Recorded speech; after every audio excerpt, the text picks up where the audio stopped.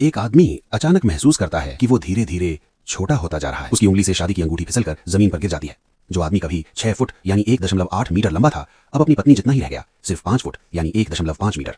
शुरू में पॉल ने इसे गंभीरता से नहीं लिया, लेकिन जैसे जैसे दिन बीतते गए वो और छोटा होता चला गया। आखिरकार हालात यहां तक पहुंच गए कि वो मच्छर जितना छोटा हो गया। घर के भीतर मौजूद मकड़ियां, कीड़े मकोड़े जो पहले मामूली थे, अब उसकी नजर में भयानक राक्षस बन चुके थे। असल में जब पॉल ने पहली बार अपने छोटा होने को नोटिस किया तो वो अस्पताल भी गया। पूरी जांच हुई, हड्डियां, खून, हर टेस्ट, लेकिन रिपोर्ट बिल्कुल नॉर्मल थी, कोई बीमारी नहीं। फिर भी उसका छोटा होना रुका नहीं, बल्कि और तेज हो गया। डॉक्टर भी बेबस थे और इलाज इतना महंगा था कि पॉल को मजबूरन घर लौटना पड़ा। कुछ ही दिनों में वो घर की बिल्ली जितना छोटा हो गया। पत्नी को डर था कि कहीं उसे कुछ हो ना जाए, इसलिए उसने मजबूरी में बिल्ली को घर से बाहर निकाल दिया। यहां तक कि बाहर वालों से कह दिया कि पॉल मर चुका है और घर बेचने की तैयारी करने लगी। ये सब देखकर पॉल अंदर ही अंदर टूट गया। उसे लगा कि पत्नी अब उसे इंसान नहीं बल्कि घर पर बोझ समझने लगी है। वक्त बीतता रहा और पॉल और भी छोटा होता गया। आखिरकार उसे बेटी के खिलौने वाले छोटे घर में रहना पड़ा। शुरू में उसे ये मजेदार लगा, न नौकरी न जिम्मेदारी, बस बेटी के साथ पूरा दिन। लेकिन खुशी ज्यादा दिन नहीं टिकी। पत्नी उसे बिस्तर पर सोने नहीं देती थी, डर था कि रात में करवट लेते हुए उसे कुचल न दे।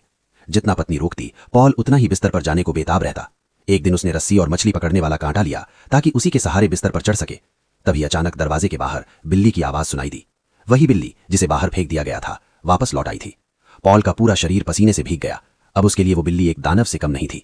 भागने की कोशिश में वो कांटे से कट गया और इससे भी डरावना बिल्ली शिकार करने की मुद्रा में उसे घूर रही थी। जान बचाने के लिए उसने एक सुई उठाई और दौड़ पड़ा, लेकिन उसकी नन्ही देह बिल्ली से कैसे तेज होती। कुछ ही पलों में बिल्ली उसके पीछे पहुंच गई।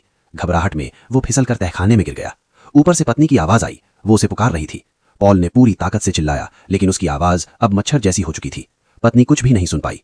रात को पॉल ने कपड़े के टुकड़े में खुद को लपेटा और तहखाने में किसी तरह रात काटी। अगली सुबह उसे बेटी की आवाज सुनाई दी। उसे उम्मीद की किरण दिखी। ध्यान खींचने के लिए उसने आधी टूटी चौक से दरवाजे के पास अपना नाम लिखा।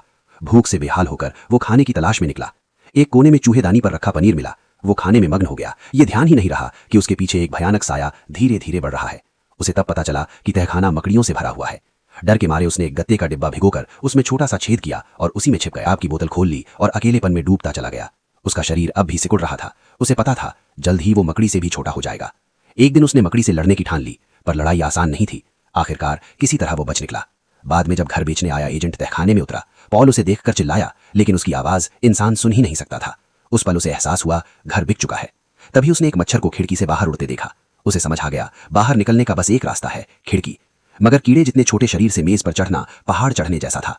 किसी तरह वो खिड़की तक पहुंचा, लेकिन वहां लोहे की जाली लगी थी। फिर भी उसे डर नहीं लगा, क्योंकि वो और छोटा हो रहा था। अगली सुबह मकड़ी और चींटी ने उस पर हमला कर दिया।